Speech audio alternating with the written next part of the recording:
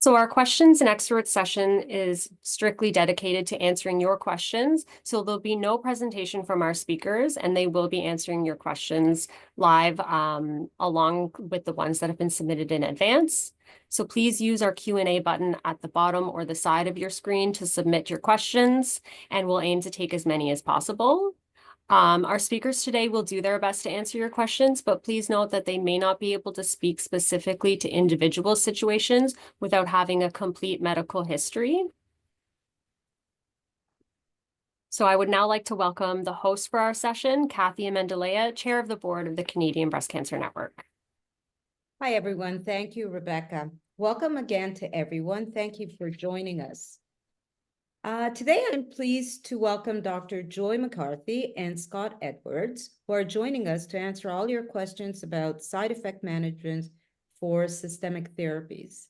Dr. McCarthy is a medical oncologist and the Division Chief of Medical Oncology with the Cancer Care Program of Eastern Health in St. John's, Newfoundland.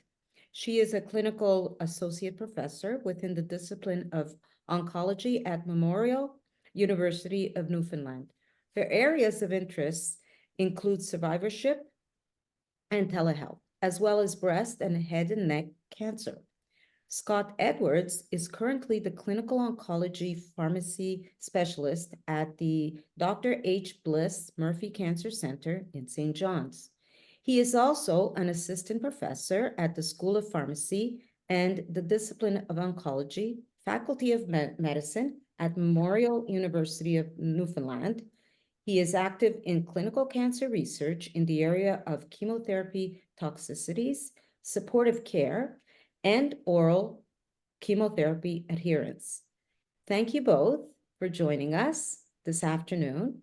It's wonderful to have you join us today, and we're going to have a good session. And I'm going to leave it to Dr. McCarthy and Scott to perhaps give a small introduction. Thanks, Kathy. I'm hopeful that you guys will learn some new information, and hope this helps you guys in terms of dealing with breast cancer and the treatments and the side effects. So hopefully, Dr. Edwards and I are able to share that kind of information. So we appreciate the invitation, Kathy, and we're ready to go. Okay. Yeah, thank you. I agree with Dr. McCarthy. We're really looking forward. We were very pleased to be asked to speak to you guys today, and we're really looking forward to sharing some of our information with you. Okay, so we have had submitted questions, and we will start by answering some of those questions, as we also will take, some questions that are being asked today as we're conducting the session. So let's start with one of the questions. What are some of the most common side effects patients experience? So it does depend on the type of treatment that you get, but fatigue seems to be universal to everything that we give, and it's a challenge to treat, but we certainly have ways to help with that. Nausea and vomiting and diarrhea are other side effects that many struggle with. Again, we have great treatments and advice to give for that. Constipation as well. There are others, but we also counsel patients with regards to worrisome side effects such as fevers and infection symptoms and so on. So we check blood work, we do regular assessments to see what we can do to help with that, mitigate some of that, and improve it. Okay. So you mentioned fatigue.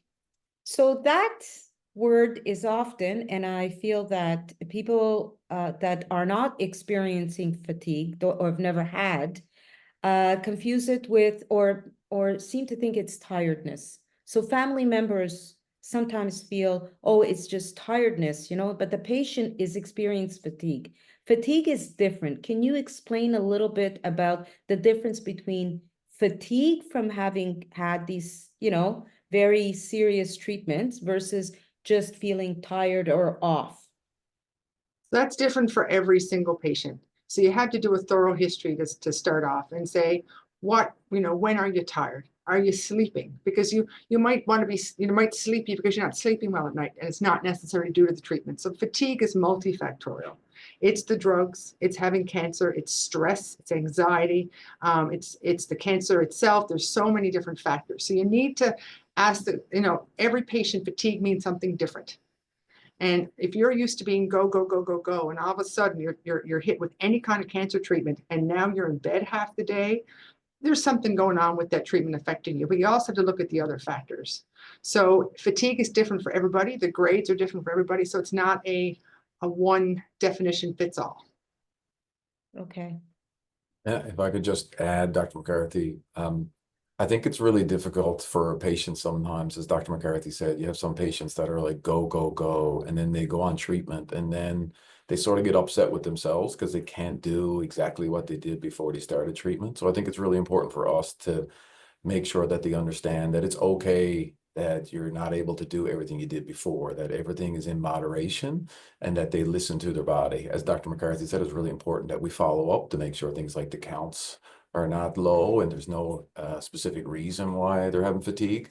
And as Dr. McCarthy said, everyone is different, but I think it's really important for us to reinforce that it's a side effect of these treatments, and that it's really important that we try to help them along the way.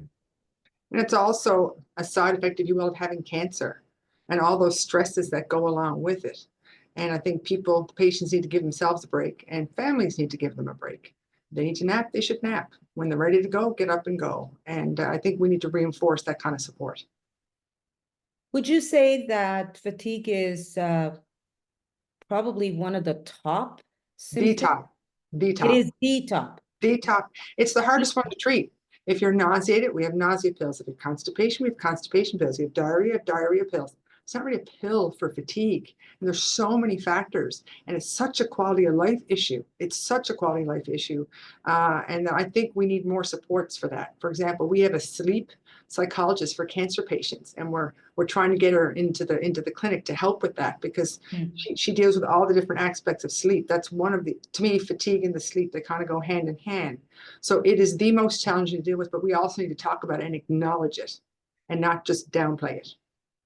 Right. And also explain it properly, because fatigue to the, the person who's never experienced is tiredness. So I think it is a very important symptom that really it takes over somebody's life.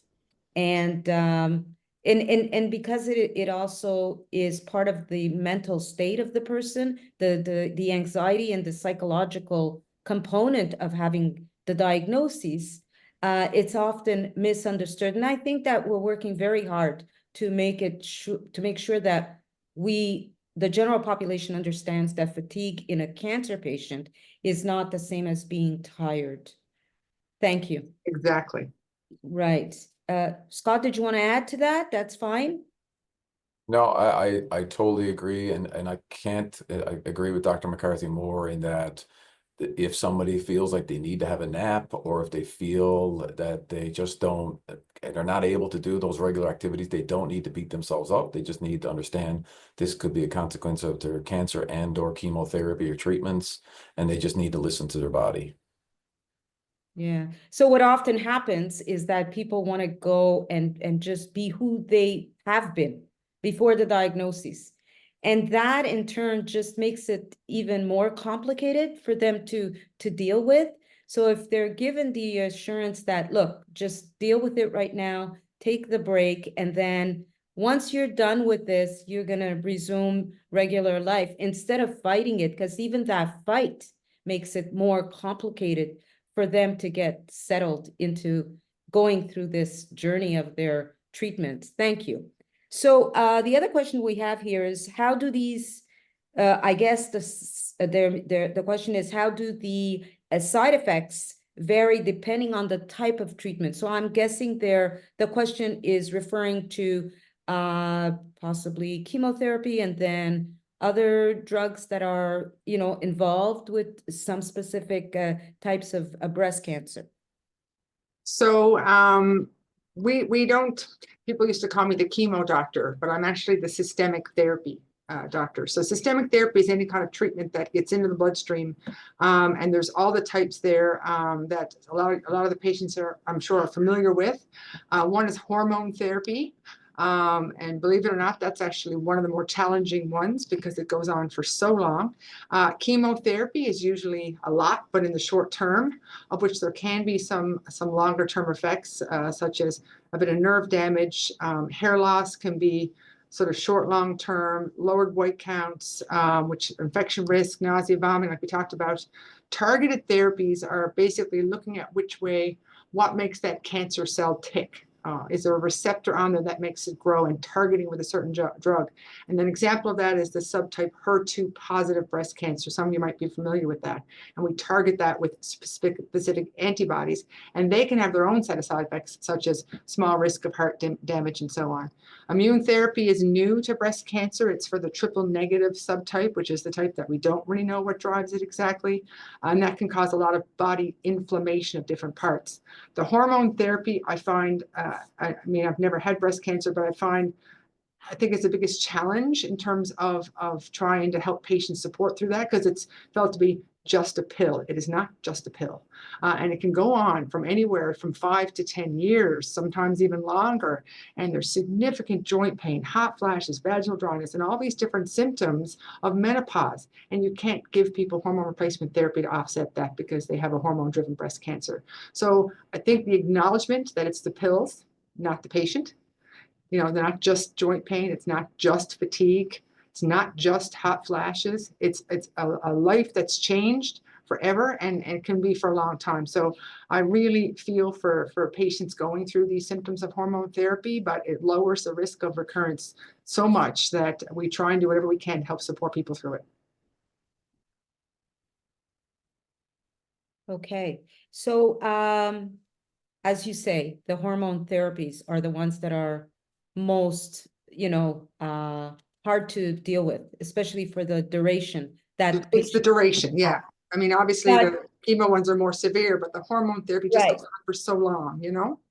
Yes, exactly. So often patients feel them right away, and then that makes adherence a situation, right? Because that we all understand how, people are just so fed up of those symptoms, and they don't want to live a life like that. So the adherence part is very critical, and we understand how many drop out of continuing their medications, and we understand why. But is there a time that they could be told things might change during the time, the extension of how, when they are while they're taking the medication? Do things get better for some patients if they go through a 6-month period? Perhaps maybe the body adjusts and they become more able to deal with the side effects. Does that happen to patients?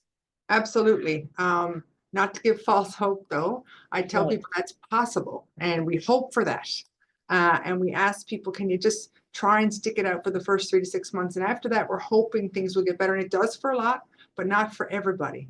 So I don't want anybody here to be disheartened if they're not one of those ones that it did get better, are still struggling year 3, year 4. Again, it's not you. It's the pills, and everybody's body reacts differently to them. But there are things that we can do. So our pharmacy team, we have actually have a process, a clear process outlined where patients can call and talk to our pharmacist about those side effects.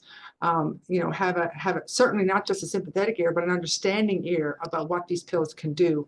And they gave really great support as well as advice as what to do next. And if it requires stopping the pills for a period of time to see if they get better, then they have access back to their oncologist to determine next steps. So we have a whole process. Sometimes we have to change them. So people don't have to suffer in silence. At least in this province, there's a way to contact a pharmacist and a physician, sometimes our nursing staff, to get advice on what to do next if they're not one of the ones who are just getting better over the first 6-9 months. Scott, anything to add on that? Yeah. So definitely in terms of side effects, in terms of timelines, we do think that the first few cycles that patients go on, just looking at therapies in general, we usually get a good indication of how well the patient's going to tolerate with the first few cycles. There are some toxicities that occur more early. So things like the febrile neutropenia, like when you have a fever and your counts go low. But there's others that the longer you're on treatment, there's the higher risk. So like the cumulative toxicities, things like fatigue and things like neuropathy. But even within a cycle, there's like different timelines for toxicity. So if we call like a cycle, like your 21-day cycle or your 28-day cycle, we know, like, for example, if you're getting chemotherapy, we know the first few days are really your high risk for things like nausea. Then we know around day 7 is your risk for things like neutropenia. So it really depends on the type of treatment the patients are getting. But we usually get a good idea for the first few cycles of how well you're going to do. But that we don't want to give people false hope that just because you did well for the first few cycles, you can just not do anything and not worry about side effects. Dr. McCarthy has a good term. She calls it like the rogue cycle. Just every now and then you could get an unpredictably bad cycle, one that you just don't tolerate things as well. And I think that can happen sometimes. Some people don't get those, but I think it's really important to tell that to people that it's nothing they did wrong. It's just sometimes the drug reacted differently during that cycle. And then hopefully your next cycle will be fine. We'd follow you just to make sure everything's okay. And obviously with the, especially chemotherapy, if you have 4 or 6, I mean, depending on your diagnoses, I would imagine that it's still the case that as the more you have, the more fatigued and the more symptoms you will get as time goes on. And I'm hoping that patients understand that so that they don't, expect it to always be the same. And sometimes it might be good for some patients all the time, but in general, I would ask you, it does get a little bit more challenging as you get chemotherapy, correct? Most of the time, yes. I generalize 3 groups. There's one group that say, Dr. McCarthy, if you were giving me water through the IV, I wouldn't know I was getting anything and losing my hair. And they just sail through. And then I have some people who have every side effect, land in the hospital, get very, very sick. Everybody else is in the middle, but it's not necessarily a linear. It can be like this, or it can be worse and worse and worse and worse. So everybody is different. Again, each cycle we tailor. So they see us every single cycle. They have follow-up with our pharmacy team in between, and we tailor the treatment and the supportive care per cycle. So you might need different nausea medication for cycle 2. You might need constipation treatment after cycle number 4. But it doesn't mean that if you sail through the first one, that by the time you get to 6, you're feeling absolutely rotten. But you most likely will be more tired, Kathy. Most likely. Okay. Okay. And we touched on, you were saying, no, we did. That was done. Okay. No, you've answered all the questions. Great. Moving on. Are certain side effects more likely to occur at specific times during treatment? For instance, do they tend to be worse at the beginning and become less severe as the... So I think we've answered that question, more or less. I don't think we need to expand on that, correct? The only question I would have is, can we get back to febrile neutropenia? Because some patients don't even know what that is. And I'm hoping that all the physicians or whoever, their nurse pivot or whoever is dealing with the patient explains to them that this can occur, because that's not something that we commonly discuss in the general population. Can we discuss this just a little bit? I'll start, Scott. So in terms of the teaching at the initial visit and multiple times after that, you actually get taught by 3 different healthcare professionals at the initial visit, plus written material. Febrile neutropenia, I'll explain what that means, but that's at the top of our list. And I always end with that as well. So that's fresh in your mind as to the thing that we really are concerned about the most once you go home. So what febrile neutropenia means, getting a fever while on chemotherapy. And what to do if that happens. So if you're home and you're not on chemo and you get a flu or a bug, you take 2 Tylenol and go to bed. That's not what you do. It's because once you get a fever on chemo, we have no idea if your white blood cells have gone down low and stayed low. If they go down very low, neutropenia is the infection fighters of your white blood cells. And this we know on blood tests. If it goes low and stays low, and they usually go low for a period of time, and you get that fever, you get a bug, you won't necessarily have the immune system to look after that. So you need to be seen in a hospital as fast as you can. Now, sometimes we have these temperatures that are 37.5, we do Celsius, 37.6, we just monitor. But if you hit 38 and above, you do not stay home. You need to have medical attention. It still may be nothing, but you need to have a full assessment, blood work by the emergency room, physicians and nursing team there, and have a full assessment to look for infection and to follow our current policies after that with regards to oral antibiotics or IV antibiotics, just in case, even if we don't find a source of infection. So everybody on chemotherapy is counseled for that. Hormonal therapy, that's not a risk unless you have a specific type of hormonal therapy called the CDK inhibitors. That's a whole other conversation. And generally with immune therapy, it's a tiny possibility, but it's the chemotherapy. That's the one that we really hone in on for the febrile neutropenia risk. If you don't take anything to help your immune system, and we have a little needle for that called Lepelga or GCSF, then that risk in general is about 25% for some protocols in breast cancer. We can lower that to less than 10% if you take an immune booster. So you have to be very careful with that. If you get a fever, you need to go to the emergency room. Scott? Yeah, and totally agree with everything Dr. McCarthy said. And just to follow up, as part of our teaching as well, we talk to patients about making sure you don't take medications that would mask your fever. So we call them antipyretics. It just means drugs that would mask your fever. So things like acetaminophen, Tylenol, Addisol, like the ibuprofens, naproxens, they can all block a fever. So it's really important to patients not to take those around the clock, because if you take them around the clock, you'll block the fever. And then if you have an infection, we have no real way of knowing if you have an infection or not. So we tell patients that if you need to take those, try not to take them around the clock. And before every dose, take your temperature just to make sure you don't have a fever.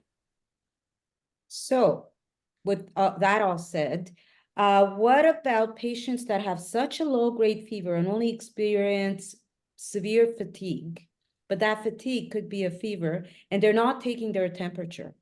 Is it advised to the patients to take their temperature after chemotherapy? Like sometimes that can happen where you have such a low-grade fever, you're not feeling like you have a fever. How do you explain to patients what to look for if it is the case? So we tell people anytime you do have symptoms of a fever, feeling hot, chills, all the rest of that, make sure you check your temperature. And it's not that you can't take Tylenol at all ever. So we tell people and pharmacists as well that if you have a bad headache and you really want to take Tylenol, make sure you check your temperature every single time.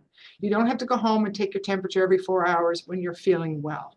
If you're not feeling quite like yourself and you're extremely fatigued, whether you have any kind of other symptoms or not, it can't hurt to check your temperature.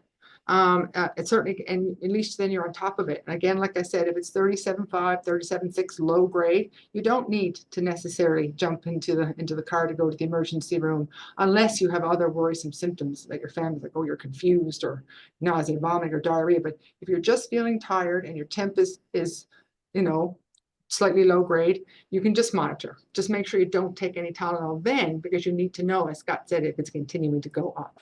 So if you just don't feel right and not sure, the best answer is check your temperature. It doesn't always have to be a feeling of a fever. You could just feel completely unwell, and that could be a sign of something brewing. Great, great. That makes it much clearer. Great. Rebecca, what I'm going to do is let you take a couple of the questions from our live audience. Do you have some? Yes, we do. Thank you. Great. So I'll start off with the first one. How often should we do blood tests to monitor for side effects during AI treatments? So AI, the aromatase inhibitors, do not need any blood work whatsoever. There is nothing that it affects. The only thing I tell people is they probably should have their cholesterol checked, but there's no monitoring necessarily for the aromatase inhibitor. It's just that in a very small fraction of patients, usually less than 5%, more likely 1 to 2%, your cholesterol can go up, but there's no blood work required for aromatase inhibitors. Tamoxifen is different. Tamoxifen requires CBCs and LFTs, liver function tests. Usually these don't harm you in any way, but we do have to monitor, because if the liver tests go off, because it can affect your liver, then there could be harm if we don't stop it. And we have a specific protocol that the oncologists follow, and then if we transfer care to the nurse practitioner or their family doctor, we outline a clear plan of how often to do those blood tests. And sometimes with tamoxifen, your white blood cells can be a little bit low, but not clinically meaningful. What I mean by that is you're not really more predisposed to infection. We just have to keep an eye to it. So for tamoxifen, you do have those blood tests. For the aromatase inhibitors, there aren't any. Okay, thank you for clarifying that difference between the tamoxifen and the AI. So going back to the topic of fatigue, have any of the newer ADHD medications helped fatigue for cancer patients? You know anything about that? Talking about Ritalin and things like that. I think I would think so. I'm not quite There sure. was some data on using Ritalin. I remember seeing that at the breast cancer conference. It didn't really pan out very well. It was felt that the risks of the drug outweighed any potential benefits when you don't have an underlying ADHD diagnosis. Pharmacologic modalities for treating fatigue usually don't work very well unless you have no sleep at night. Then we need to help you get your sleep at night. If you sleep better at night, you're probably going to do better during the day. But again, you don't want to be too reliant on those, but definitely as an adjunct to lifestyle modification and other things that can help you with your fatigue. Right. And what about like because there are some antidepressants that also help with kind of working you into sleep too, is that There is, but sometimes they also can backfire because some of them can cause sleepiness during the day. So Right. this is where our wonderful pharmacy team comes in, because they also need to look for drug interactions with the current medications that you're taking, as well as with the chemotherapy. So sometimes it can work against you. So not that we're shy of giving pills for anything that we think are going to help, but we have to choose carefully and tailor it to the patient. That's great. Thank you. Is there anything you wanted to add, Scott, to that? No, I totally agree with that. The data, unfortunately, for pharmacological agents to treat fatigue haven't been great. There's lots of different trials that looked at this, and most of the times what we see is an increased risk for toxicity without much benefit. So that's why we're reluctant to prescribe any therapy, because we feel that the risk benefit is not great for these. Okay. So we have another question on letrozole. So she says that she is she does not need to have chemo. And she has been prescribed letrozole, which she is taking now. Thought the medication would start after radiation therapy. Are there any additional things she should watch for or consider when taking it before radiation therapy? Different provinces have different guidelines. And honestly, whether you start before, during, or after, we're not aware of any big difference in terms of prognosis or effectiveness. So we kind of all do something a little bit different, but either sometime during, about before, during or after. So there isn't any known increase in toxicity for the drug or radiation if you give it during. However, the issue is that you're on radiation, you're tired. Radiation is very tiring. I don't think they advertise that. Radiation is very tiring. Now you're adding a pill to that, and you're more tired. Plus, you're trying to get over chemo. So some people stagger the two based on that. Other people believe the sooner, if you got a hormone-driven cancer, the sooner you get that hormone blocking pill into you, the better. There is a bit of data to support that. However, if you're talking about a few weeks, it's probably not going to make any difference. So there's nothing really extra you need to look out for. Just be wary that radiation and the aromatase inhibitor in particular are additive in terms of fatigue. However, most people here at my center start before or during the first week of radiation, just because sometimes there's delays before they even get to us of when they were diagnosed. I'm not going to get too much into that, but we want to get them started on these pills as soon as possible. That's great. Thank you. Kathy, I'll turn it back over to you. Yeah, so I'm just going to go quickly back in terms of comorbidities and medication that people are already on, and then they start their treatments for cancer. So obviously with any medication, there could be symptoms, side effects. Then somebody goes on cancer treatments. How do you distinguish? How do you, educate the patient to understand whether it's from the chemo? Obviously, chemotherapy will be the bigger in terms of manifesting into, side effects. But how can they understand what's giving them the side effect? And does one cancel the other? Can you go into that a little bit? Sure. Do you want me to start, Dr. McCarthy? Yeah, sounds good. So it is difficult because we do see some patients who have a lot of comorbid conditions as well as a lot of regularly scheduled medications. For us, though, we have a fairly predictable toxicity profile, a lot of the oncology drugs. So when we do see these toxicities, especially if someone's been on a medication for a long time, the chances of the new medication causing toxicity is a lot higher than somebody who's been on a medication for a long time. One of the strategies we could use, if we're not really sure, is we'll withdraw one of the agents, and then we'll evaluate that the toxicity improve or not. For all agents, before someone started, we do like a full drug-drug interaction check. So we check all their regular medications, we check all their herbal medications, any OTCs. We look at their comorbid conditions and anything else that we think could increase that risk of the new oncology agent that they may prescribed. But Kathy, you raise a very good point that when you have comorbid conditions in particular, it's easy to blame the chemo drug or the hormone therapy drug for the issue. But you do need to think about the whole person and the other things that they're dealing with medically, socially, and on all the avenues to make sure that you're not just got tunnel vision.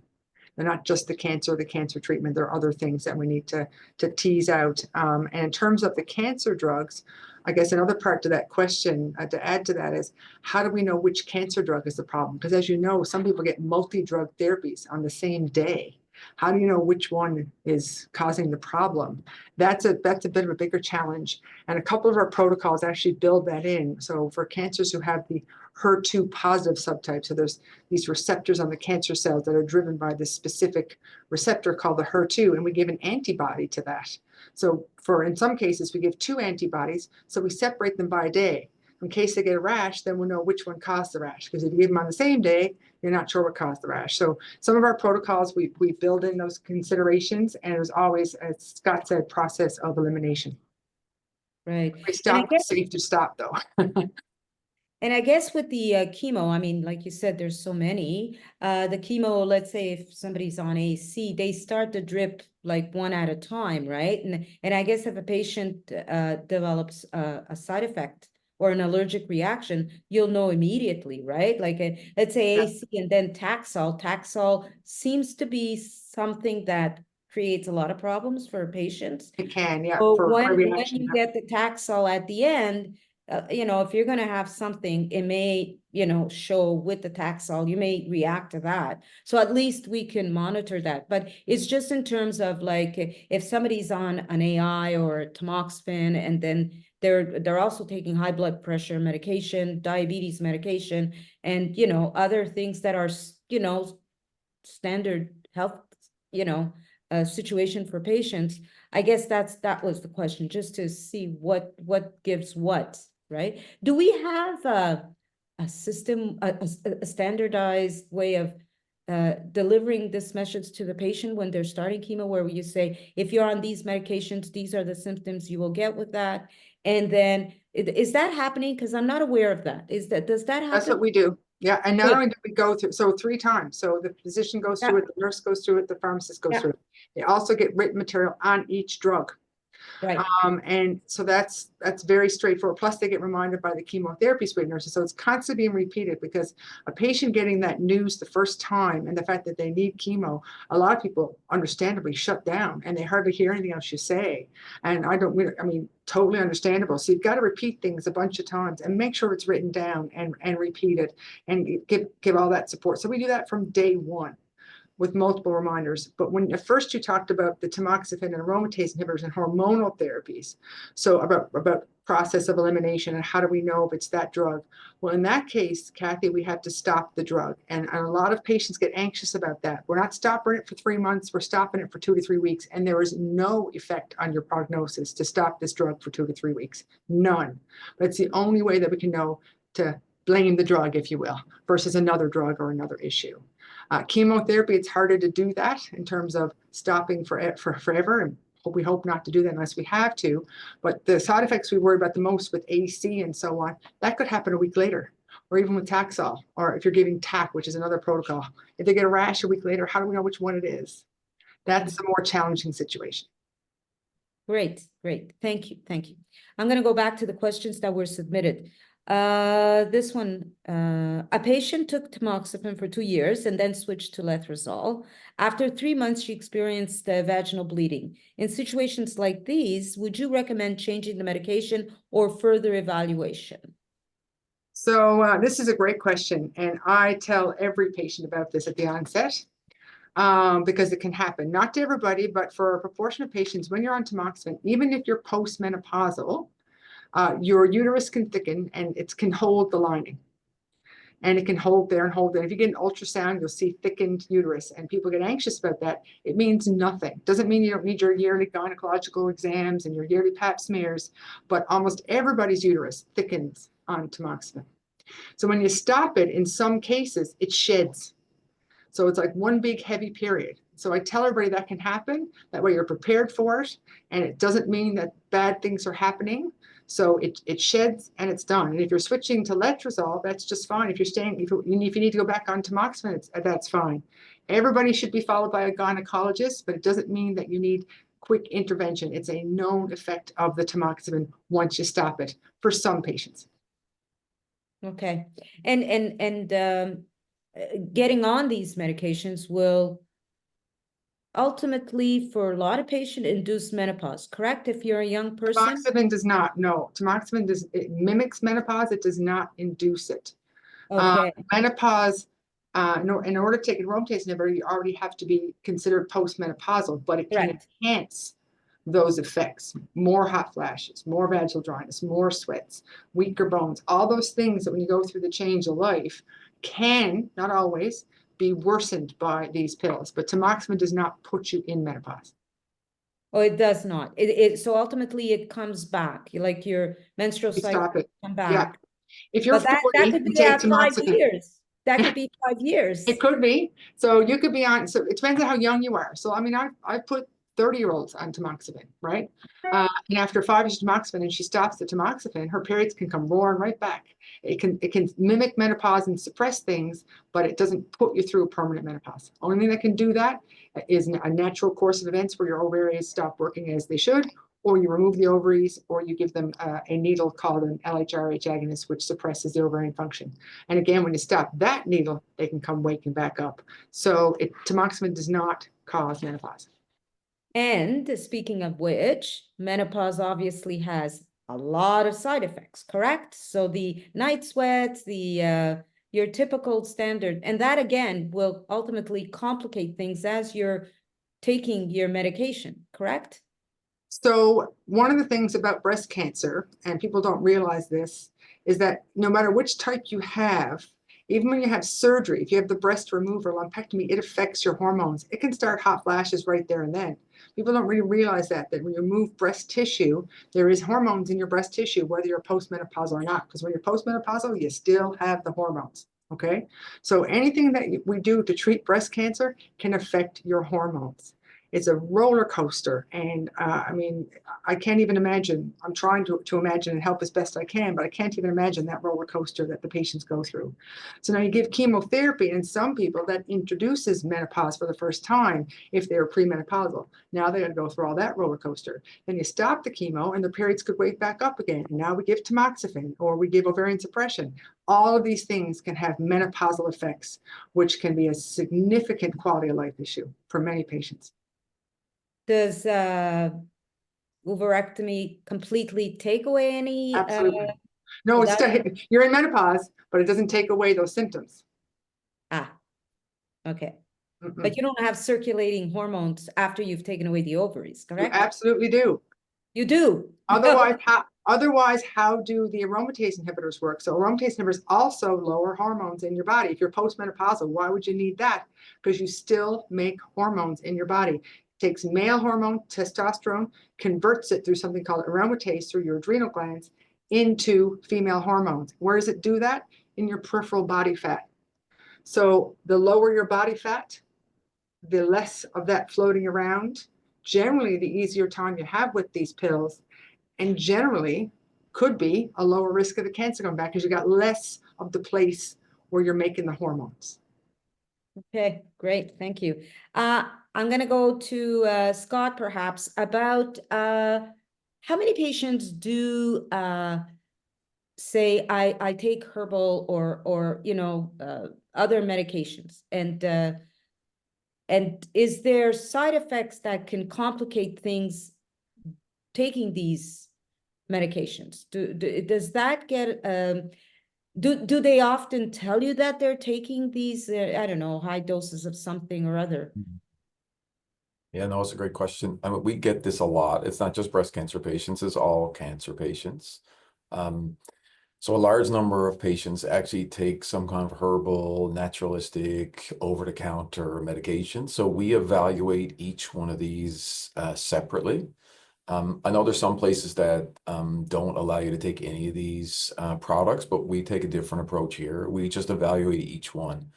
And the way we evaluate it is in a couple of ways. One is if there's any like pharmacokinetic, so that just means if it affects the levels of the oncology drug or if it somehow interferes with the oncology drug.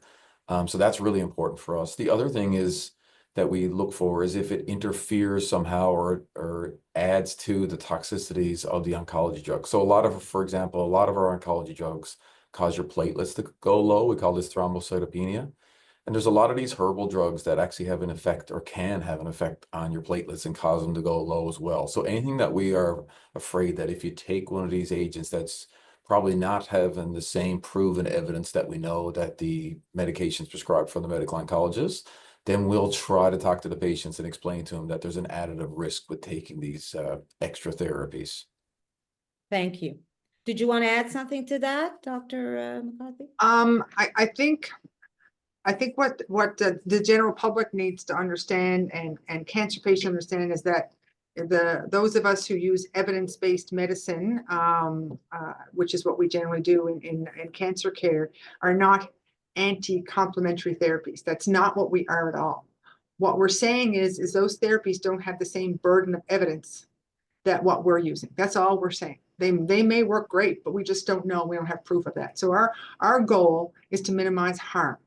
And we understand why people want to take vitamins. We understand why we want to take complementary therapies, and we get all of it. And we need to understand each one individually and do a full assessment, as Scott says, with regards to drug interactions and how it might affect your blood work and your prognosis. And people just don't realize that, and that's okay. And some are completely safe, and others are not. We just ask that you tell us. We're not going to try and talk you out of it if we think it's a safe thing to take. Whether or not it works or not, we won't be able to comment on that. Thank you. I'm going to go back to the questions. How do you address more rare but serious side effects like heart or lung issues, and what should a patient watch for? So in some places in the country and in the US, they actually have cardio-oncologists. So it isn't, the cardiac effects of treatment are a big deal. We don't have cardio-oncologists here in Newfoundland, but we have very interested, engaged cardiologists who will help see our patients quickly. So one of the effects of chemotherapy of certain types, you mentioned AC, it can drop something called the ejection fraction, which has actually caused some damage to the heart. Sometimes it's reversible, sometimes it's not, but our cardiologists will see people quickly, give them the right medications, and sometimes it does get better. So the hormonal therapies, one of the issues that we worry about are blood clots, and that's mainly with tamoxifen. Very rare with letrozole in the product monograph, but we feel that's more old data based on when we only gave it in a metastatic or stage 4 setting. We really don't see that in early stage breast cancer with the aromatase inhibitors. At least I haven't in my 23 years. Tamoxifen can help lower cholesterol a bit in some studies. The aromatase inhibitors can drive it up 1 to 2% of the time. These sound innocuous, but having a high cholesterol can lead to heart disease, so we still need to have it monitored. So there's the direct damage to the heart, there's the cholesterol issue, there's also bone health. Osteoporosis is not a minor thing. If you fall and crack your hip, that could be the end of you for some people. So we got to make sure you have strong, healthy bones as best we can and monitor with bone mineral densities. So these are all rare. Some other rare things are you can get inflammation of the lungs called pneumonitis. You can get inflammation of other body parts. These are generally treated with steroids. They're rare, but we generally engage subspecialists. So if you have lung issues, we engage the respirologists, cardiologists, and so on. So we ask for help with those rare things that can happen, and we support the patients through as best we can. And sometimes we give extra treatment to help that, such as steroids. Thank you. Rebecca, I'm going to have you ask live questions if you have any. Absolutely. Okay, so if someone experiences a delayed allergic reaction to a chemo drug, for example, hives or diarrhea around 12 hours after the infusion, would you expect that to happen again in the future? I can answer that one if you want, Dr. McCarthy. Sure. So we call this the infusion-related reactions, and they happen. There's certain classes of chemotherapy drugs that really stand out for causing infusion-related reactions. So they're like the taxanes, which paclitaxel is a taxane. There's platinum drugs, and there's other classes of drugs that have a high incidence. So we do worry about anybody who has a reaction to these medications. We do know that if they have a delayed reaction, that we do need to treat this the next cycle and make sure we give them the appropriate pre-medications, and probably give them more pre-medications, because if someone had a delayed allergic reaction, that could be a precursor to a more serious reaction for subsequent cycles. So we'd follow this very closely. And if the person had any kind of symptoms, we can do things like add more things like steroids and antihistamines, and even prolong the infusion time to make sure that they don't have a serious reaction for subsequent infusions. Thank you. Anything you wanted to add to that, Dr. McCarthy? There are some rare times when we actually had to stop the drug altogether and switch to a different drug. Okay. And sometimes we would reduce the dose of the drug. We have to do what's safety first, risk, benefit, and we usually discuss that in a multidisciplinary way with our nursing and pharmacy colleagues, so that we come up with a good plan for the patient, because it's the nurses that actually are often witnessing this if it's acute. And it's often our pharmacists who are helping deal with this when the patients call after the fact, because they usually speak to our pharmacist. So we need to do a multidisciplinary approach to that per patient, depending on the reaction. Thank you. Okay, so this next one, there's kind of a two part to this question. So she's been on Herceptin and Perjeta for over 10 years, or around 10 years, since a metastatic diagnosis in 2015. So she's not showing any active cancer at the moment, which is very exciting to hear for her. But she is having a lot of issues with neuropathy. So she was wondering about dropping one of her drugs, and what that would look like in terms of what your thoughts are on kind of those treatment breaks or treatment holidays for metastatic patients. Scott, correct me if I'm wrong, but I'm not really seeing a whole lot of neuropathy on pertuzumab and trastuzumab. No, I am reading the question though. Is this the same question where the patient's asking about her blood thinner, or is Yes. So she had kind of a two-part question that was submitted before. Right. Yeah, no, I think the incidence is quite low for neuropathy for these agents, Dr. McCarthy. I don't think I've ever seen a case, but if you're not sure, I guess I'm thinking far less than 1%. Like I said, I've never seen that in my years of giving both those drugs. You could stop one and try the other one and just see if there's any improvement over about 3 weeks. You probably have to drop it twice though, because you probably wouldn't see if it's true neuropathy, pins and needles in your fingers and toes. That's what neuropathy means. You're probably gonna have to drop it at least over 2 doses over 6 weeks. I still think it's unlikely. The neuropathy usually starts back when you got chemo, and in 20% it never fully goes away.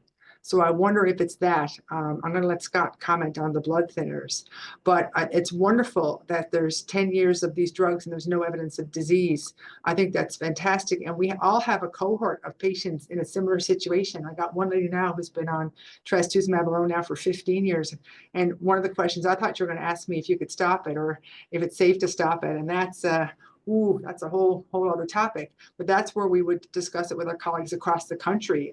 We actually talk to each other. We all know each other who treat breast cancer in the country, and we would review that in terms of, this situation, what would you do? And most of the times we continue it, but dropping doses every now and again, we do not think it's going to cause any harm at all. Some people extend it from every 3 weeks to every 4. So you actually can go on a trip somewhere and have to rush back for your next dose. I have a patient who routinely skips a dose over Christmas so she can go up to see her family for 5 or 6 weeks. So that again is tailored to the patient. But I'm not aware of any significant worsening neuropathy on these drugs. That's not something that I ever deal with. Thank you. And Scott, do you want to speak on whether if she does drop it, if she should be taking the blood thinner as well?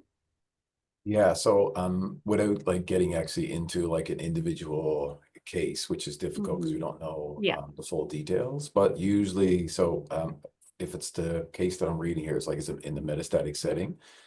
So usually in the metastatic setting, when you go on these blood thinners, if you had it for like a cancer-associated thrombosis, usually like a long-term treatment.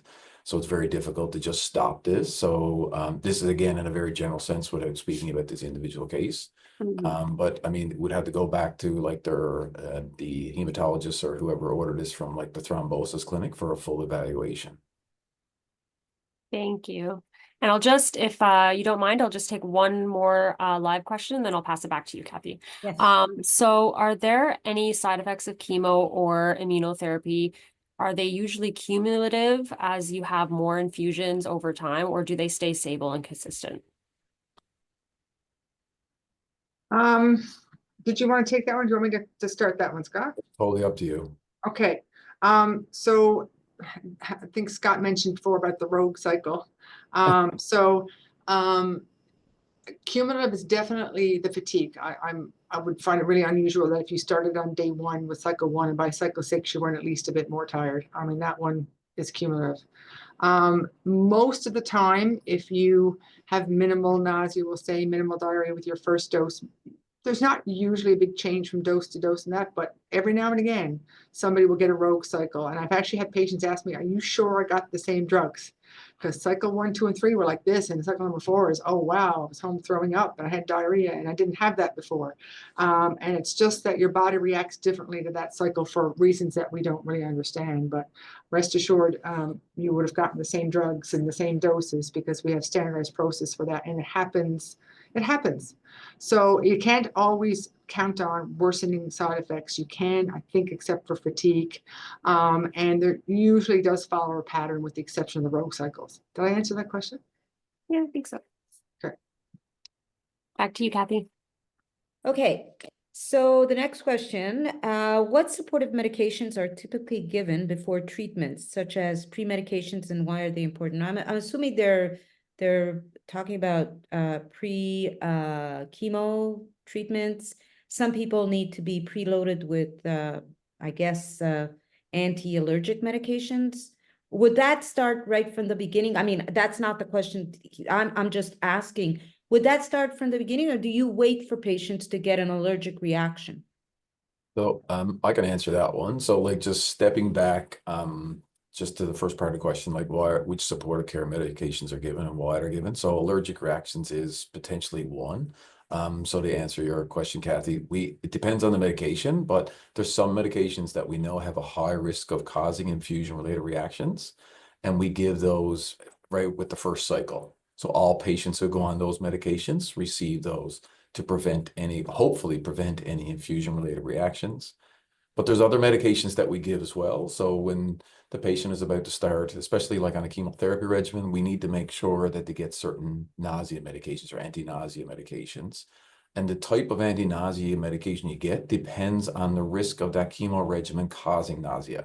So one person who's getting the chemo regimen might get a different nausea medication than the other, and it all depends on the risks. So we do up a risk scale, and the higher the risk, really, the more antiemetics or anti-nausea medications that we give.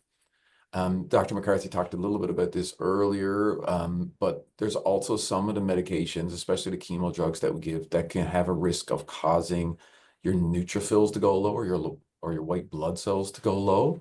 So some regimens, if we know it's a high risk that you could get febrile neutropenia or fever with low counts, then we give these growth factors. So things like Lepelga, Grastafil are some of the names. So these growth factors that stimulate your neutrophils. So sometimes these are given up front, even before someone starts chemo, like they're identified.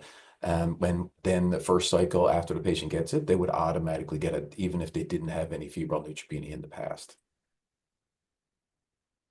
Dr. McCarthy, do you want to add something? I have a quick question.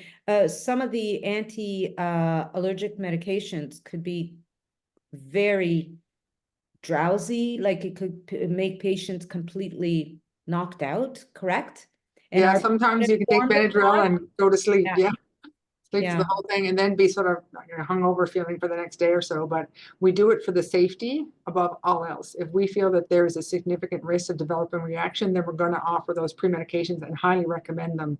And in fact, we've had some cases where we've had some patients who are very reluctant to take them, and then we don't think it's safe to give the chemo. So again, we do the risk assessment and we follow already predetermined protocols.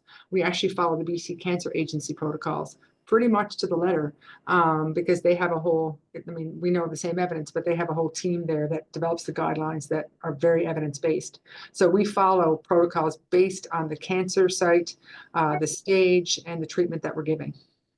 And what about those? I think there are a few patients that with those anti-allergic medications may have the reverse effect where they're completely wired, right? Steroids, yeah, that's steroids. Yeah, yeah. For Yeah. lack of a better word. Yeah. And that's Painting the walls also, at 2 a.m. yeah, they're completely, that too can be quite the challenge. Okay, thank you. Next question. What symptoms should a patient report immediately to their healthcare team? How much should a patient tolerate? So I guess they're asking, what is it that they should say, alarm, I need to call somebody or go to the hospital? So this is not an exhaustive list, Kathy. I don't want them to think if they only have these 3 things, that's all they've got to do. But fever. Anything 38 above, you got to go. Chest pain. And not all chest pain is due to the treatment that we're giving, but the needle that Scott told you about, that can cause pain sometimes here in the sternum, and you have to go because you're not sure if it's something else besides the cancer treatment. Severe diarrhea. Diarrhea is not just diarrhea. You said fatigue is not just fatigue. Well, diarrhea is not just diarrhea on cancer treatment. It can get out of control. You can get significantly hydrated. You can develop some significant problems with the bowel, so you must go to the emergency room right away. Very bad sudden onset shortness of breath could be a sign of, well, heart attack, one, but lung issues with the treatment, but also blood clots in the lung. So these are some examples. We can't give an exhaustive list. Okay, Those are the ones where you go to emerge. go to emerge. Don't stop anywhere. Just go direct. No, don't even try and track one of us down because Yeah, because that would the safest thing is to go to emerge. Go to emerge. Okay, so Rebecca, I'm gonna pass it on back to you and let's take on some live questions. We're giving everybody a fair chance here. So can we talk a bit about neuropathy? Does ALA or glutamine help prevent it? I can jump in on that one. So we briefly talked about neuropathy before, but neuropathy, like chemotherapy-induced neuropathy, is very difficult to treat. It's one of the hardest things that we have at our center. That's that we, in terms of like good treatments that we have available. If you want to just take like a full like evidence-based approach to it, like the main thing that we have is this medication called duloxetine that we know has some benefit. There's some evidence, but not great for a lot of other different kind of therapies. I think there was a question in the Q&A about glutamine, and I think that's still, the evidence is not great for that. I think there was a smaller study, but as Dr. McCarthy said earlier, like we're really careful to just use like evidence-based treatments, and usually we'd like to get at least some kind of randomized controlled trial for this. But it was just a modest benefit. They looked at a small trial for glutamine, and there wasn't a huge benefit. So just based on that, it's not something that I think we'd use on a regular basis. Thank you. And if a patient did want to take them, are there any kind of like factors that can work against their treatments? Is there any safety issues?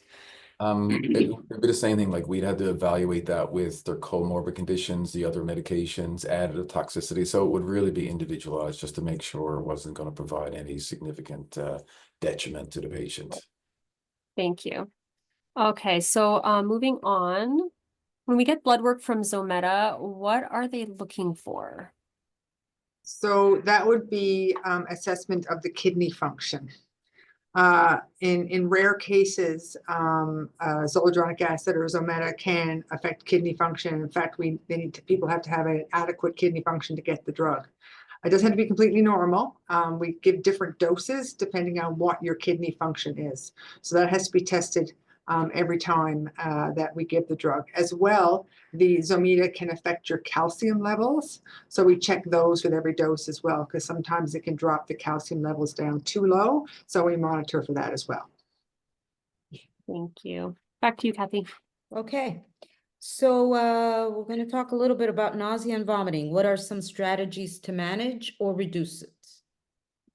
Well, the biggest thing for nausea and vomiting is what we had talked about before. So Kathy, you asked me the question before, like what medications do you take pre? So the optimal way to manage chemotherapy-induced nausea and vomiting is to have the right anti-nausea medications. And so the type of anti-nausea medication is dependent on how much risk that chemo regimen is of causing nausea. So that's the main factor that determines what nausea medications patients get.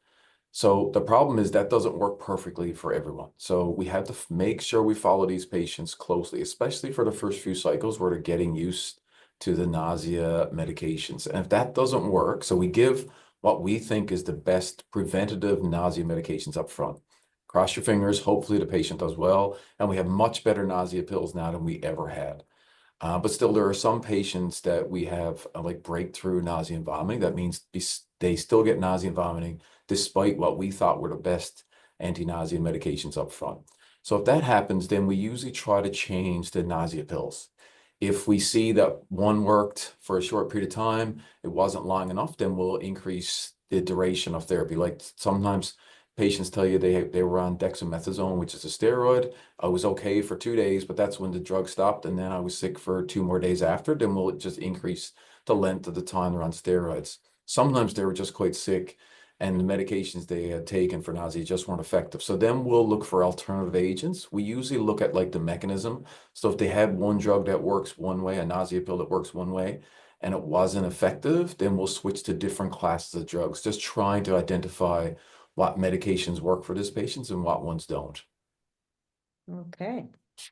I'm going to ask you a quick question. Okay, no, back to, I'm going to still keep it with the nausea and vomiting. Is diet helpful? Like, are there certain foods that people should stay away from to minimize the diarrhea, especially vomiting? Not so much. I think if you're going to be nauseous, you're going to be nauseous no matter what goes in you. But if it's just diarrhea, is there any food that can be, not taken so that it doesn't make it worse? You heard of the brat diet? Yeah. Do we advise that for everybody? No. Avoid greasy foods, avoid very large meals, eat smaller meals, stay well hydrated, sip fluids throughout the entire day. So the brat diet is essentially banana rice, a blandish diet. Avoid spicy foods. Sometimes even too sweet. I find a lot of patients tell me their taste changes. And sometimes sweet tastes like salt, salt tastes like, and that will in itself will turn your stomach. So if something like that happens, obviously avoid that taste. And small, frequent generally is the way to go. And what about weight gain or loss? Because some medications, especially allergic medications, or if you're putting a patient on steroids, that there's a discussion out there that they feel that they gain weight because of some of the drugs that they're given, and they're losing weight because they can't manage to eat well. How is that monitored, and how concerning is that? We check weight with every cycle of chemotherapy, so that is monitored. Okay. And we do a history on how patients are doing with their eating and their nausea and vomiting, and then we do those. We have those discussions with every visit and with the nurse with every treatment. So it is a balance. A lot of people are surprised when they do gain weight on chemotherapy because they're convinced they're going to be sick and throwing up the entire time. Weight gain is actually a more common if you don't have a stage 4 more advanced situation. Some of that weight, though, take heart, is fluid. So especially with the taxanes. So people can retain a lot of fluid with the taxanes. Fluid retention syndrome is actually well known. We don't give you drugs to get rid of it, like things to make you urinate more, because that will just dehydrate you. So when you're more active and up and around, generally it just goes away. So some of that is water weight. We're less concerned with a small amount of weight gain, because we know that once you get back to your activity level on your regular diet, most of that time that gets better. A lot of weight loss would be concerning, because then we would worry about too much diarrhea, not enough intake, and we have dietitians on staff to help with that as well. And sometimes rapid weight gain is too much fluid retention, so it's the extremes that are more concerning. Alcohol and medicinal marijuana. Ask you guys very briefly. I need to ask the question. Okay. Alcohol. We recommend the current national guidelines for alcohol intake, which now has become very minimal, 1 to 2 drinks per week. I thought it was 0, but anyway, okay. One to two weeks, it's considered safe.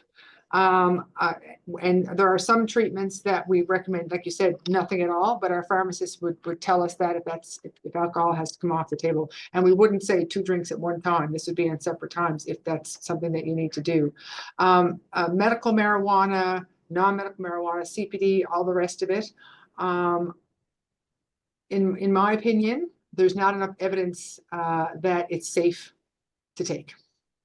I don't think there's been enough safety checks on systemic therapies to say we can recommend it carte blanche. So I'm not going to recommend it, but I can't endorse the safety. How about that? I'm not dissing it. I'm just saying I can't endorse the safety of it.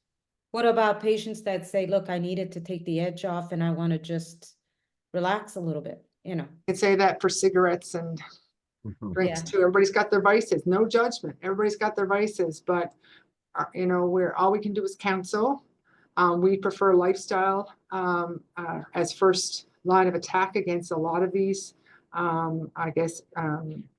issues that we can't treat safely with conventional therapies for nausea and diarrhea and so on. And then lifestyle as well is equally important. But when you're talking about alcohol, smoking as vices, and that includes smoking cannabis, that's not something that we generally endorse. Scott, do you get these questions? Yeah, I mean, we work as a team. So Dr. McCarthy and I, if we saw a patient, and that's one of the things we talk about. And Kathy, I think you bring up a good point. Some patients do say, I mean, I don't care what you're saying, I'm still going to take my marijuana or whatever. So we try to really look at it and provide them the evidence of what we think will be the implications of them taking it. As Dr. McCarthy said, sometimes there's some evidence that we can provide to the patient, and sometimes there's just not much we can provide. So we try to give them what best available evidence there is out there and just describe the risks, if there are any, with taking it with the therapy that we're going to be putting them on. Thank you. Rebecca, would you like to ask some of the live questions now? Sure, thank you. So I do have one interesting question here that came into my email just before the session started. It was on the association between hearing loss and tinnitus and Herceptin. She's a long-term breast cancer survivor, and she's experienced over time some tinnitus. Well, I've never seen that one before either. No? No. Tinnitus can be caused by a whole lot of other things. Yeah. And hearing loss. So I would recommend that she see her family doctor, get her hearing formally tested, and look for other causes.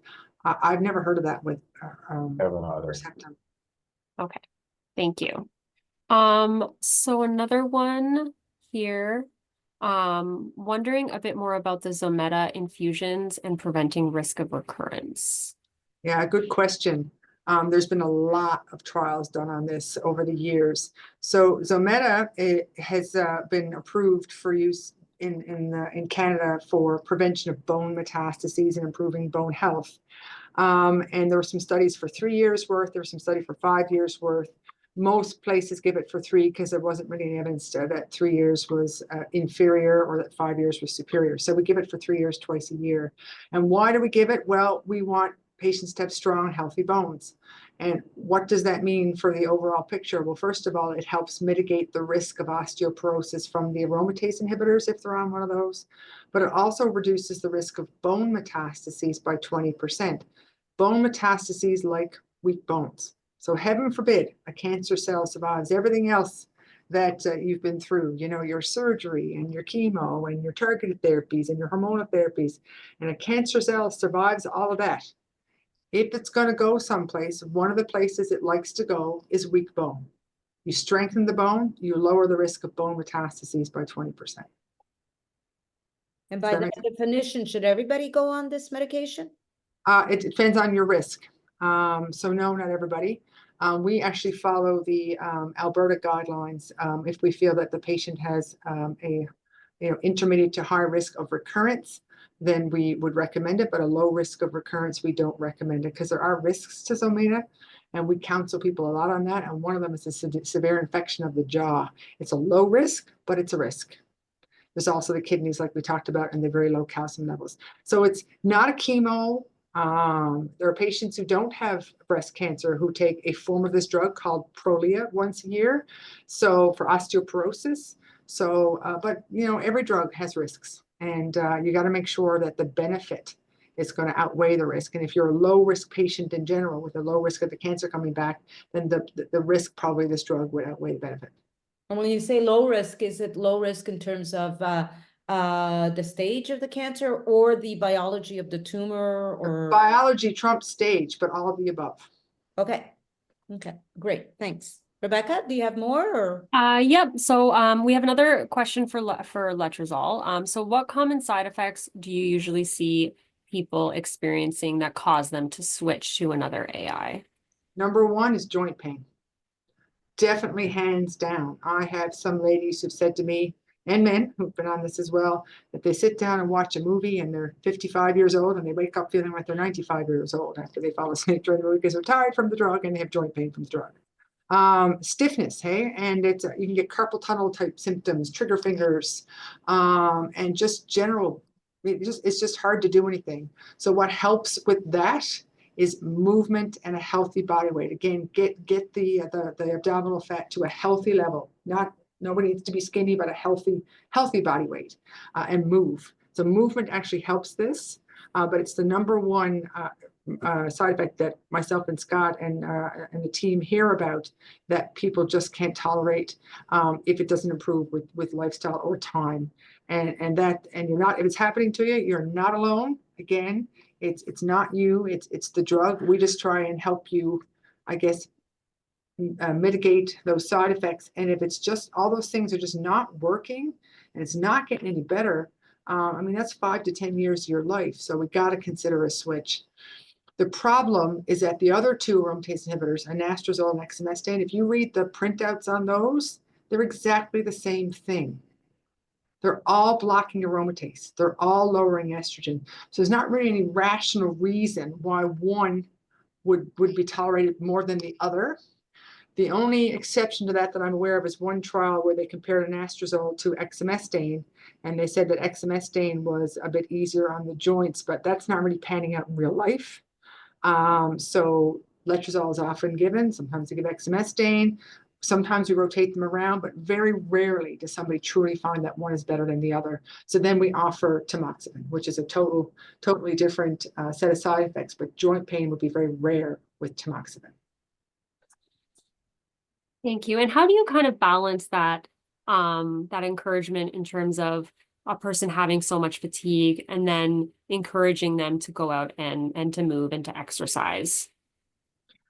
So one of the first things I counsel people on is make sure you get enough sleep. All right. So I keep coming back to sleep, because if you're sleeping 3 hours a night, there's no way you're going to have energy to move or do anything during the day. So prioritize your sleep. And that is easier said than done for many, many people, not just cancer patients. And if you're struggling with that, like I said, here we have an oncology sleep counselor, and it's not to counsel your way back into sleep, but they actually do formal assessments and testing to see why you're not sleeping, what part of your sleep cycle is being interrupted. So prioritize sleep. If you're getting a good night's sleep and these things are still happening, then you got to figure out what part of your day is the best part of your day. Some people, it might be 10 o'clock at night. Some people, it might be 6 in the morning. What's the best time of your day? If that's the best time of your day, move. Get out, do something, move. During your best time of your day, set yourself up for success. If you got to sit later on in the day, sit later on in the day, but you've done your half-hour walk, or you've done whatever you need to do. And lastly, try not to do something that's going to keep you up and wired later in the day, so that your whole cycle is interrupted. Napping at 6 o'clock when you want to go to bed at 9 o'clock, you have to think about all these sort of issues. It's not going to take away the issue. It's just going to help you manage it and help you prioritize your health, and that you're getting some exercise in. Thank you. Back to you, Kathy. Yeah, so staying on the topic, do you have any evidence, or do you believe that, well, your comment about exercise, I know exercise is a big, topic in terms of keeping healthy while you're going through cancer, et cetera, et cetera. But while you're on these AIs, tamoxifen and then AIs, depending on when you're diagnosed, do you think that there is a strong benefit if you keep exercising really regularly, that this would help patients in terms of managing symptoms? Well, there's no doubt about it. There's research to back that up in spades. And not just, walking or cardio, a weight-bearing exercise, such as lifting weights, improving your muscle mass. And that's not just been shown to help you with the side effects of these treatments. It also helps improve your prognosis. It helps lower the risk of recurrence. It helps your overall health, mitigate the heart issues that might come with treatment, your bone issues. It helps with so many things. And last but not least, because it's just as important, it helps your mental, ability to function. You guys have heard of chemo fog, hormonal therapy fog. Your memory goes funny, and you think you're going crazy, and you're not. But exercise, prioritizing your sleep, all helps with that as well. So it does so many good things. It's just so hard for people to say, I'm so tired, I really can't do it. There's going to be a part of the day where you're going to be okay, and you're going to feel like, I can do 15 minutes, I can do 20 minutes. And you can always do something, even if your legs are aching. Do a bit of chair yoga, get in a pool, do a little bit of aerobics in the pool. And as well, BC is doing a lot of work in nature therapy. We had a presentation at our Canadian Women in Medicine conference there in the spring in Halifax. And it was a wonderful presentation that physicians in BC are prescribing nature therapy. There's actually data that if you can get out in nature, even if you're not moving, if you're just sitting there breathing in the air and looking at our Middle Cove beach and breathing in the salt air, it can actually improve well-being, tolerance of any medication, overall health, and people live longer. So they're actually writing prescriptions for that. So even if you can't hike a mile, if you get out and sit by the beach or sit out in the woods and just breathe in the air, that alone will help. And I hear what you're saying about sleep. That's a very good point, and people don't really emphasize how important that is. So if somebody is like taking a break in life and going through their cancer treatments, does it really matter if they do the 9 to 5 up and then they sleep at night? Shouldn't they be sleeping when they can? This way they get the most of it? Or does it have to be like we're all set, we're all doing the same thing. We're up in the daytime and we go to sleep at night. Does it matter? Like, shouldn't patients just sleep, nap as much as they can when they can? That's a tough one. So if you do that all through your treatment, and now you got to try and get back to a schedule and get back to your regular life, There's a balance there somewhere, Kathy. I'm not against naps. I'm against the timing of naps and the length of naps. I think napping for 3 hours a day is really not going to help you at night. It's going to really hurt your sleep-wake cycle. And not sleeping and regular time intervals and constantly interrupted sleep has actually been shown to harm health. So I would say more, if you need to have your short nap during the day for a half hour, do it earlier in the day, maybe after lunch, and then try and keep going. And if you have to go to sleep at 7, so what? At least you're having some sort of structure to your day, and make sure you don't, mess around with your sleep-wake cycle. So we generally counsel more towards a regular pattern and a routine, as much as you can. I mean, your whole life is changed incredibly, and so upsetting and so stressful that if you try and stay on some sort of a routine, it might help. Okay, makes sense. What advice do you offer patients who have trouble remembering to take their medications on schedule? I think this is an important question. So adherence is something that we talk about for a lot of therapies, these oral therapies, not just breast cancer, but it's across the board because we use oral therapy at so many different tumor sites. So it's difficult because we give these patients these treatments and we just say you need to take them exactly as prescribed, but sometimes there's patients misinterpret how you talk to them, how you counsel them, sorry, or sometimes they're having toxicities or they feel like just taking a break on their own is the right thing to do. But we have really good data that suggests that the more that we're involved as healthcare professionals and we talk to patients about how to properly take their medications, use open-ended questions for patients, like tell me how you take your medications, how many medications do you take, and what time of day do you take? This is clearly shown to increase the adherence rates, and patients take these medications better. There's some aids that you can use. Like I know some of my patients, they keep it really simple and they have their phones and they just set an alarm.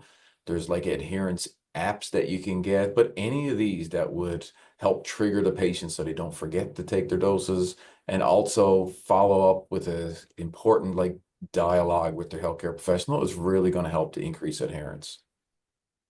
I think Dr. McCarthy is ready to pipe in. I just want to share a little story about a situation where I learned a lot when I was a resident. Not everybody takes all their pills like you prescribe them. And I've been guilty myself. I had a little lady who was on a clinical trial, and she was actually on the trial that showed that letrozole was slightly superior to tamoxifen in lowering the risk of recurrence by a small percent. So don't despair if you can't tolerate them. Tamoxifen is still a very good pill. But anyway, she was on the trial. And at the end of the trial, she was supposed to take the pills for 5 years. You didn't know which one you got. And then she came in with a big bag of her pills, and she handed them to me. And I said, "What's that?" She said, "That's all the pills. I never took one." Oh. And I said, "Well, why?" She said, "I just wanted to keep everybody here happy. You were so happy I was on the trial." And I didn't take any of them. So she collected them all and brought them all back. And she wanted to please everybody, but she wasn't happy with the potential side effects, but decided for whatever reason not to tell us. So it is important. And the moral of that story is patients have every right to do what they decide to do, but please tell us. Please But tell you know us. what? She told No you. judgment. No She judgment. told you, right? At the end, yeah, after 5 years. So Yep. just let us know that there's no judgment, and we'll help you. At the end of the day, you guys make your decisions, and there's no ill will. We just want what's best for you, and we want to help you make an informed decision. At the end of the day, it's up to you whether you stay on them, stop them. We'll just help you understand the implications of any of those decisions, and we'll work with you. So don't forget that. The phone is a great way. That's what I use for the treatment I have to take. The phone is great.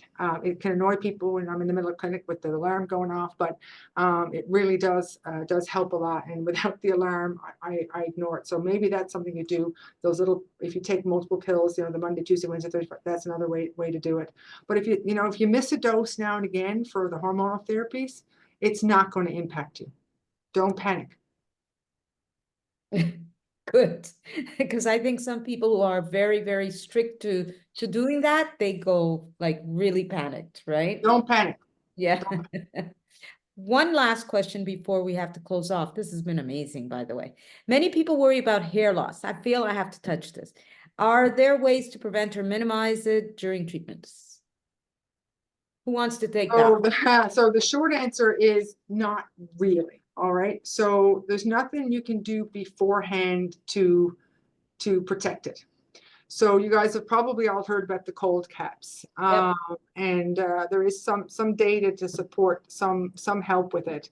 They're extremely expensive. I'm not aware of any province that's paying for them, and sharing them is probably not a safe thing to do for hygiene reasons. So I've only had 2 or 3 patients use it. They certainly did not keep all of their hair, and only one of them kept some, and they didn't feel like it was enough that they could go without a wig. And keep in mind that when your hair starts to come out, and I'm sure that many of you have had chemotherapy know this, your scalp gets very, very tender. The longer your hair is, the more sore it gets. So if you're leaving it on there and you're trying to maintain it with the cold cap, you might have chronic head pain from that, because the hair really wants to come out. So there's keratin on your fingernails. There's keratin around what makes your hair strong is the keratin. The stronger the keratin, the stronger your hair. So what happens is the keratin goes away, so the hair cracks off. Some of you will say, well, I was told it's going to lose my hair, but it keeps growing. It's actually going to grow and crack off, grow and crack off. So it's not that your hair doesn't grow, it just doesn't develop any kind of strength to it. So cold caps, not great evidence. Probably won't allow you to keep all your, I personally think, even though I've never lost my hair like that, I don't think they're worth the money. I actually tell people, you know what, in terms of less scalp pain, it might be just, I would advise you consider cutting it very short or shaving it off rather than having it come out in clumps. And then you see the stress of all that. Yeah. Beautiful wigs, scarves, a lot of drug plans cover some of these. And then the other worry that I hear about on the other end are that patients worry that the hair is not going to come back. I would say, in my experience, in 90 to 95% at a conservative number, it comes back, and it comes back, nice and thick.